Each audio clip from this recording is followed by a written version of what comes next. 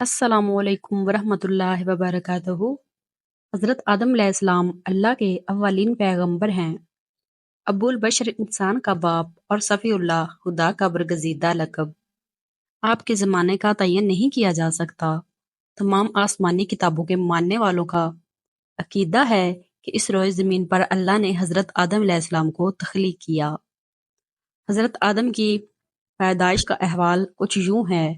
اللہ تعالیٰ نے تمام زمین سے ایک مٹھی مٹی لے کر آدم علیہ السلام کو بنایا۔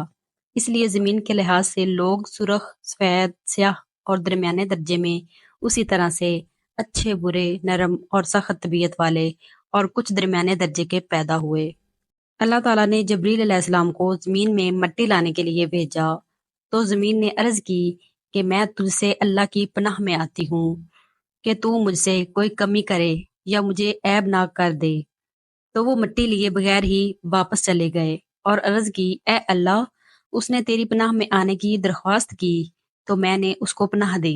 پھر اللہ نے موت کے فرشتوں کو بھیجا، زمین نے اس سے بھی پناہ مانگی تو اس نے کہا، میں اس سے اللہ کی پناہ میں آتا ہوں کہ میں اللہ کے حکم کی تعمیل کے بغیر واپس چلا جاؤں، اور اس سے مختلف جگہوں سے سرخ، سیاہ اور سفید مٹی اکٹھی کی، جس کی بنا پر آدم علیہ السلام کی اولاد بھی مختلف رنگوں والی ہے۔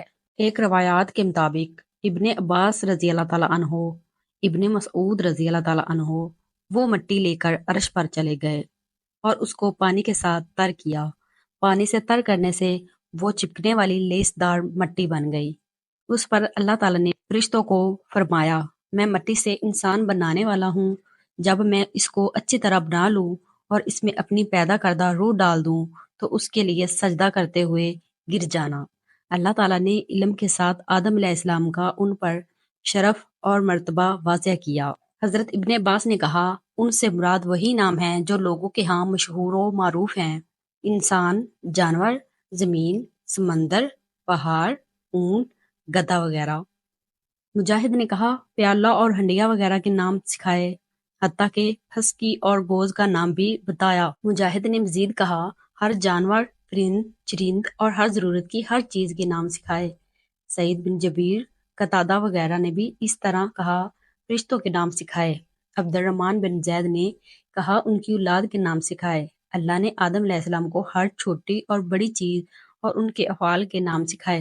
حضرت انس بن مالک نے رسول اللہ علیہ وسلم سے روایت کرتے ہوئے فرمایا، قیامت کے دن ایمان والے اکٹھے ہوں گے اور کہیں گے، کاش اپنے رب کے پاس سفارش کرنے والا طلب کریں۔ پھر وہ آدم کے پاس آئیں گے اور کہیں گے، اے آدم، تو ابو البشر ہے، اللہ نے تجھے اپنے ہاتھ سے بنایا، فرشتوں سے تجھے سجدہ کرایا اور تجھے ہر چیز کے نام سکھائے۔ حضرت حسن بصری نے کہا، جب اللہ نے حضرت آدم علیہ السلام کو پیدا کرنے کا ارادہ کیا تو فرشتوں نے کہا، اللہ جو بھی مخلوق پیدا کرے گا ہمارا علم اس سے زیادہ ہوگا۔ اس بات کی وجہ سے اللہ نے ان کو آزمائش میں ڈال دیا اور فرمایا کہ اگر تم اپنی اس بات میں سچے ہو تو ان چیزوں کے نام بتاؤ۔ فرمان الہی، یہ آدم کا بہت بڑا شرف ہے کہ اللہ نے اس کو اپنے ہاتھ سے پیدا کیا اور اس میں روح پھونکی، جیسے اللہ نے فرمایا کہ میں جب اس کو اچھی طرح بنا لوں اور اس میں اپنی روح ڈال دوں تو تم سجدہ کرتے ہوئے گر جانا۔ اس جگہ آدم علیہ السلام کو شرف و مرتبہ 4 لحاظ سے ظاہر ہو رہا ہے۔ نمبر 1، اللہ تعالیٰ نے ان کو اپنے ہاتھ سے بنایا۔ نمبر 2، ان میں اپنی روح ڈالی۔ نمبر 3، فرشتوں کو اسے سجدہ کرنے کا حکم دیا۔ نمبر 4، ان کو تمام اشیاء کے نام بتائے۔ اللہ نے فرمایا، اور اے نبی صلی اللہ علیہ وسلم، ان پر آدم علیہ السلام کے 2 بیٹوں کا واقعہ پڑھو۔ جب ان دونوں کی قربانی میں سے ایک کی قربانی قبول ہوئی اور دوسرے کی قبول نہ ہوئی، قابیل جس کی قربانی قبول نہ ہوئی، اس نے کہا، میں تجھے ضرور قتل کروں گا۔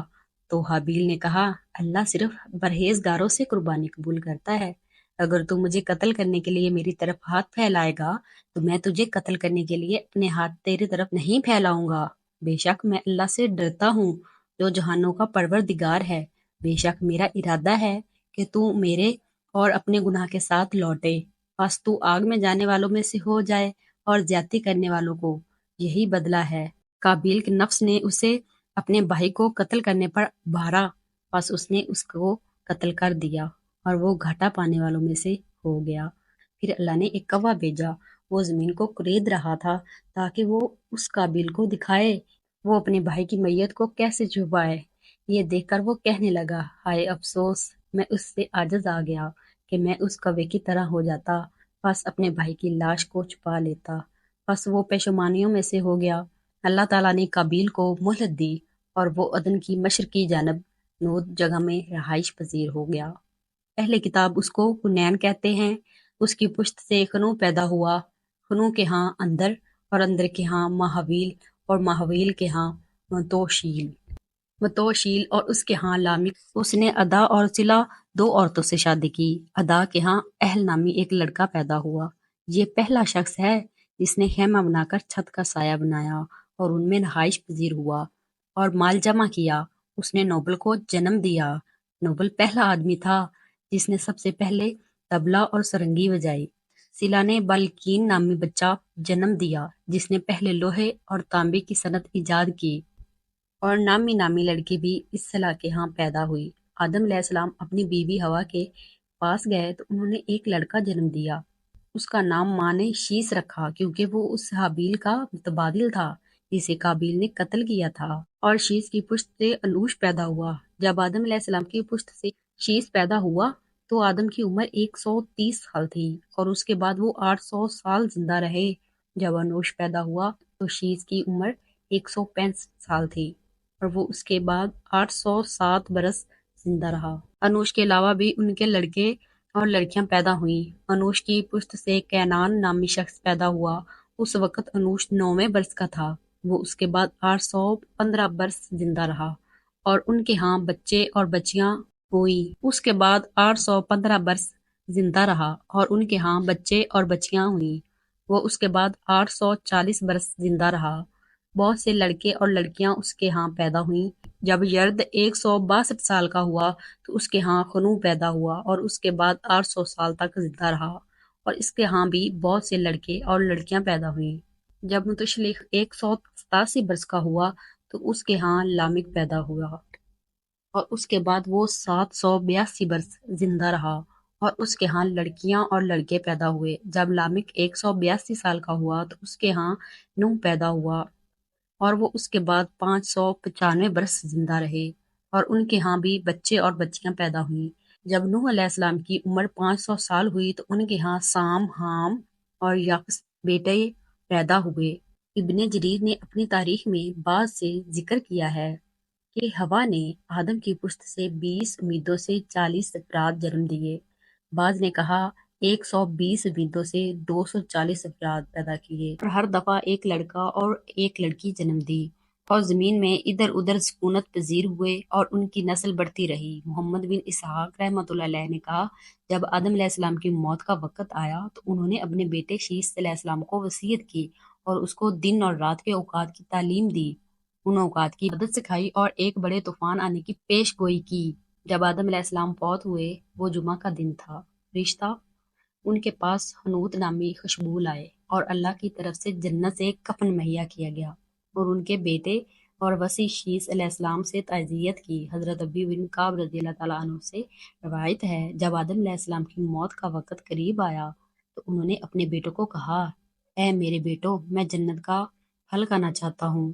وہ ان کے لیے پھل لینے گئے تو فرشتے ان کے سامنے آئے، ان کے ساتھ کفن اور حنوط نامی خوشبو لگائی، ساتھ ہی لوہاڑیاں، بیلچے اور ٹوکریاں تھیں۔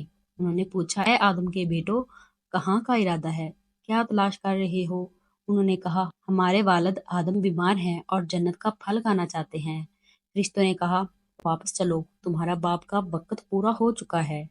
فرشتے آئے تو ہوا نے ان کو پہچان لیا اور آدم کے ساتھ اوٹ میں ہو گئی۔